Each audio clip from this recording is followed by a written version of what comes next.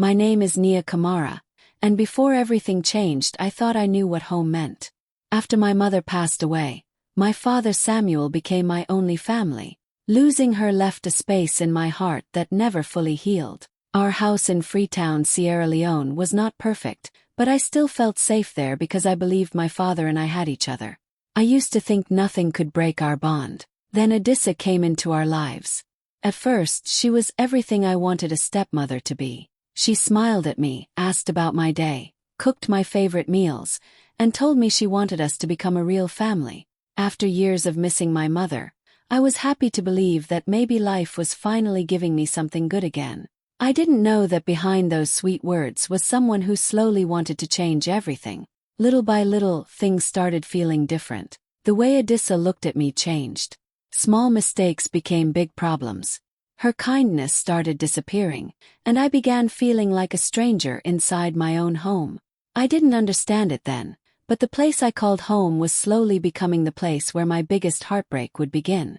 After Adissa became part of our family, I slowly started feeling like I was no longer a daughter in my own father's house. First, I thought maybe I was imagining things. Maybe I was still hurting from losing my mother. Maybe I just needed time to adjust. But soon, I realized Adissa was not trying to build a family with me. She was trying to replace me. She always found a way to make me look like the problem. If something went missing, she would look at me first. If there was an argument in the house, somehow I was the reason. Even when I stayed quiet and tried my best to avoid drama, Adissa made it seem like I was being disrespectful. Meanwhile, her daughter Zuri was treated like she could do no wrong. Zuri was always the perfect child in Adissa's eyes. She was praised for everything, even for things I had worked hard to achieve. When Zuri made mistakes, Adissa found excuses. But when I made even the smallest mistake, it became proof that I was difficult. I remember one day I cleaned the entire house before my father came home. I wanted him to see that I was trying. I wanted him to be proud of me.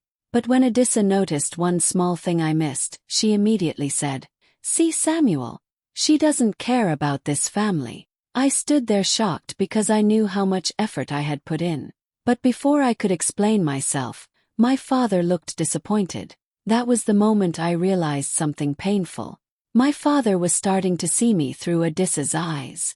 Slowly, Samuel stopped asking for my side of the story. He trusted Adissa's words more than mine. Every conversation became about what I did wrong. Every problem somehow became my responsibility. I missed the father who used to listen to me, the father who knew my heart. Now, I felt like I was fighting for a place in a home where I had already lived my whole life. I kept hoping that one day my father would notice what was happening. I believed he would see that Adissa was pushing me away. But every day, Adissa became more confident that she was winning. She didn't just want me to feel unwanted. She wanted me gone. I never thought one conversation could destroy everything I had left. That evening, I came home expecting a normal night. I had no idea that behind closed doors, Adissa was preparing the biggest lie of my life. She sat with my father, Samuel, and started telling him things that were not true. She told him, "Nia doesn't respect me. She doesn't care about this family. She acts like she is the only one who matters." My heart would have broken if I had heard those words in that moment because they were the complete opposite of who I was. I had spent months trying to make things easier. I helped around the house. I stayed quiet when Adissa hurt my feelings. I tried to accept Zuri and treat her like my sister. But Adissa only showed my father the version of me she created. She didn't tell him about the times I cried alone. She didn't tell him how hard I tried. She didn't tell him how much I wanted my father to be proud of me. She only told him the things that would make him doubt me. And the worst part was, my father believed her. When Samuel called me into the room, I thought he wanted to understand what was happening. I thought he would ask me what was wrong. I thought he would look at me and know that I wasn't the person Adissa described. 'Cause he was my dad. Believed he would choose me. I believed he would say, "I know my daughter. She would never do that." But instead, he looked at me with disappointment in his eyes. "Nia, why are you making things so difficult for this family?" he asked. Those words hurt more than I expected. I stood there trying to explain myself, trying to make him see the truth. "Dad, that's not what happened. She's not telling you everything." But Samuel had already made up his mind. For the first time in my life, I felt like a stranger to the person who was supposed to protect me. Adissa stayed quiet, but I could see the satisfaction on her face. She had finally done what she wanted. She didn't need to fight with me anymore. She had made my own father turn against me. And standing there in that room, I realized something painful. Sometimes the person who hurts you the most is not a stranger. Sometimes it is the person you believed would always stand beside you. That night, I still remember the sound of the rain hitting the windows. The whole house felt quiet, but something about that silence felt different. I was sitting in my room, thinking about everything that had happened. I kept telling myself that maybe tomorrow my father would understand. Maybe he would realize that Adissa had lied. I still had hope, because no matter what happened, Samuel was my father. I believed he would never let me go. Then I heard a knock on my door. When I looked up, I saw my father standing there. But the look on his face was not the same one I remembered from my childhood. He looked serious, distant, almost like he had already made a decision.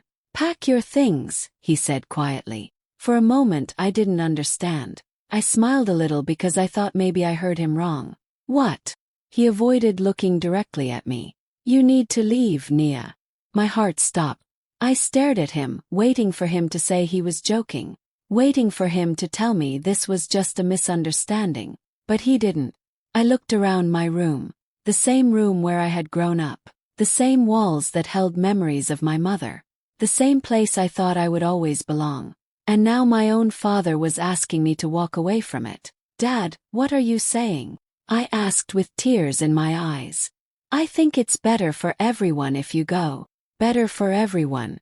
Those words hurt because it sounded like I was a problem that needed to be removed. I tried one more time. "Is this because of what she said?" My voice was shaking. "Because Adissa told you I don't care about this family?" I waited for my father to defend me.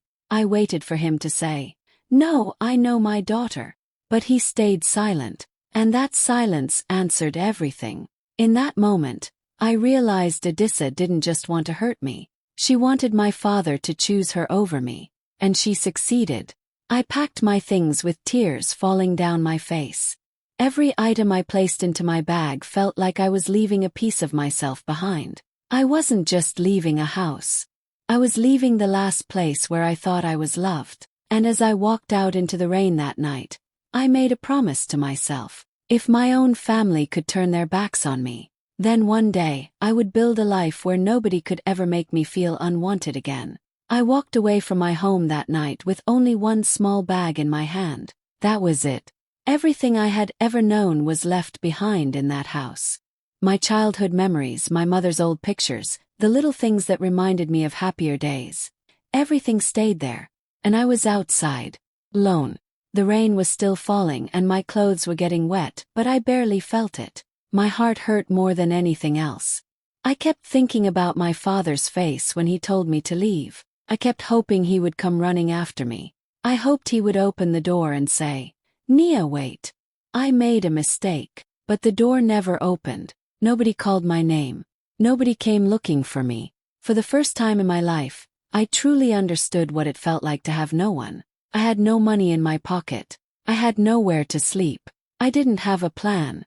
I didn't know where I would go when the rain stopped. I sat there holding my small bag and wondering how the place I called home could let me go so easily. That house was supposed to be my safe place.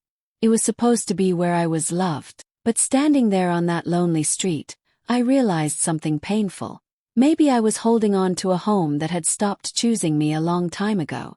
Maybe I had been fighting for a place where I was never truly accepted. The next morning I woke up with the same sadness. But something inside me had changed. I had lost my family's support. I had lost the life I knew. But I still had myself. And even though I didn't know how I would survive, I made a quiet promise. One day, I would create a life so strong that nobody could ever throw me away again. That night I had nothing. But I didn't know yet that nothing would become the beginning of everything. After leaving my father's house, I spent days just trying to survive. I didn't have the comfort of a home anymore. I didn't have anyone asking if I was okay. Every morning, I woke up with one question in my mind. How am I going to make it through today? I started looking for small jobs. I didn't care what kind of work it was. I just wanted a chance to stand on my own feet. People looked at me and saw a girl who had been abandoned. They didn't know that inside me was someone who refused to give up. One day, while I was trying to finish a small task at a local business, a man noticed me. His name was Kato Mensa. He watched me carefully. He noticed how quickly I learned things, how I solved problems, and how I never complained even when things were difficult. Most people only saw my situation. But Kato saw something different. He saw my potential. "You're not like everyone else," he told me one day. I looked at him confused. "What do you mean?" I asked. He smiled and said, "I mean you have been through something painful, but you're still fighting. That tells me a lot about you." Those words meant more than he knew. Because for so long people had been telling me what was wrong with me. Adisa made me feel like I was a burden. My father made me feel like I was a disappointment. But Kato was the first person who looked at me and saw my strength. He told me something I would never forget. Someone's rejection doesn't decide your worth, Nia. The way people treat you does not define who you are. For the first time in a long time, I felt like someone believed in me. Kato gave me an opportunity to learn, grow, and prove myself. It wasn't an easy road. I still had struggles. I still had moments where I missed my old life. But this time I wasn't fighting just to survive. I was fighting to build something. And I didn't know it yet, but the chance Kato gave me would become the first step toward the life everyone thought I could never have. Years passed after the night I walked away with a small bag and a broken heart. The girl who once had nowhere to go slowly started building a life of her own. It was not easy.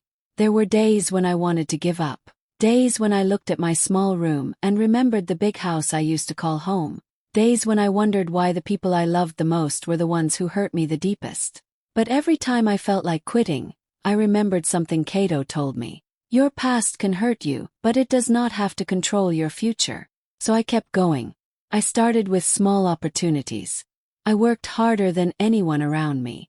I learned new skills, made difficult choices, and slowly created something for myself. The same girl who was told she was a problem became the woman people came to for solutions. My small beginning turned into something bigger than I ever imagined. I built my own business. Became independent. I earned respect from people who once knew nothing about my struggles. My name started meaning something. People looked at me and saw success, but they didn't see the nights I cried alone.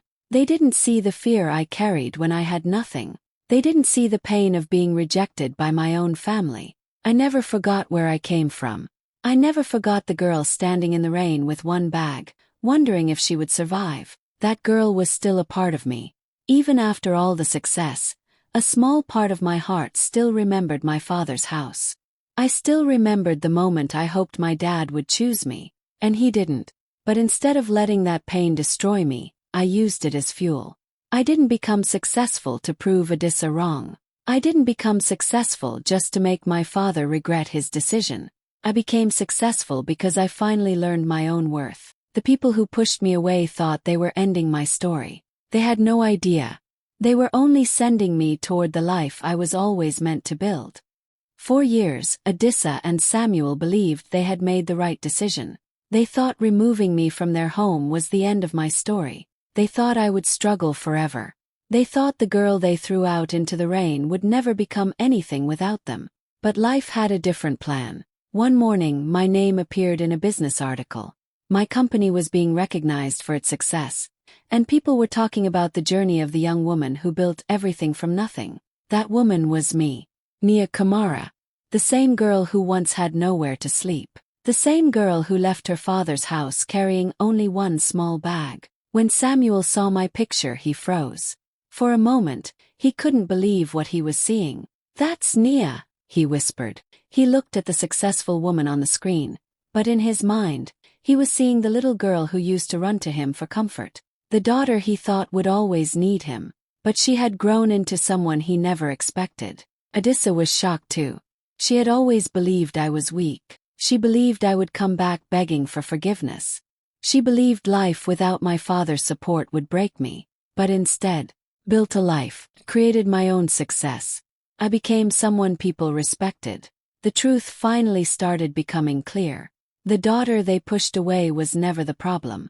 She was the person they failed to see. Samuel started remembering all the moments when he believed Adissa without listening to me. He remembered the night he told me to leave. He remembered the look on my face when I realized my own father had chosen someone else over me. For the first time, he understood the pain he had caused. Adissa also realized something she never expected. She didn't remove a burden from the family. She pushed away someone who was capable of becoming great. The girl she tried to silence was now standing louder than ever. And the most painful part for them was knowing they missed every step of my journey. They were not there when I struggled. They were not there when I cried. They were not there when I built myself from the ground up. They only saw the success. But they never saw the pain that created it. The family who once made me feel like I was nothing was now watching me become everything they never believed I could be. I thought I had left my past behind me. I had built a new life. I had my own business, my own dreams, and people around me who believed in me. But one day my phone rang. When I looked at the screen, I saw a name I never expected to see again. Adissa. For a moment I just stared at it. The same woman who once convinced my father that I didn't belong in his house was now calling me. I didn't know whether to answer. A part of me remembered the pain. The night I stood outside in the rain with one small bag. The night I waited for my father to stop me. The night nobody came. But another part of me wanted to know why she was calling after all these years. So I answered. Her voice was different.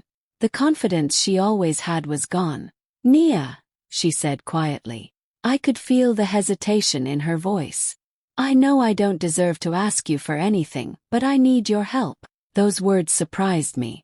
The woman who once made me feel powerless was now the one asking me for help. Adissa was no longer speaking with anger, no longer acting like she was better than me. She sounded like someone who finally understood what she had done. She told me she had made mistakes. She admitted that she had judged me unfairly and that she wished she could go back and change things. But apologies are complicated, because some wounds don't disappear just because someone finally says sorry. A few days later, my father Samuel contacted me too. His voice was full of regret. Nia, I was wrong, he said. I should have listened to you. I should have protected you. Hearing those words from my father was something I had dreamed about for years. But dreams don't always feel the way we imagine. Because while he was apologizing, I remembered the girl I used to be. The girl who cried after he told her to leave. The girl who walked away wondering why her own father didn't fight for her. I wasn't the same person anymore. I had forgiven myself for the pain they caused. I had learned to stand on my own. And now they were finally seeing my worth. But only after I had already discovered it without them. I listened to their apologies, but deep inside I knew one thing. I could understand their regret. I could accept their apology. But I would never forget the night they chose to let me go. Years later, I stood inside my own beautiful office, looking at everything I had built. The walls around me were filled with memories of hard work, long nights, and moments when I almost gave up. My team was around me, laughing, planning, and celebrating another successful day. I looked at them and smiled. This was the life I created. Not because someone gave it to me. Not because someone saved me. But because I refused to let my worst moment become the end of my story. I was no longer the girl standing outside in the rain with a small bag. I was Nia Kamara, a successful business owner, a woman who had built her own name, person who finally knew her own value. From a distance, my father Samuel and Adissa saw everything. They saw the office. They saw the respect people had for me. They saw the confidence I carried. And for the first time they truly understood what they had done. They thought they were removing a problem from their home. They thought they were getting rid of someone who would never become anything without them. But they were wrong. The daughter they pushed away was the same daughter who turned her pain into strength. The girl they underestimated became the woman they could only watch from far away. My father looked at me and realized he didn't lose a daughter because she failed. He lost a daughter because he failed to see her.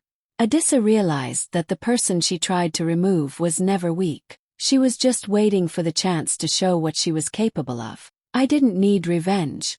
I didn't need to prove anything anymore. My success was my answer. My peace was my victory.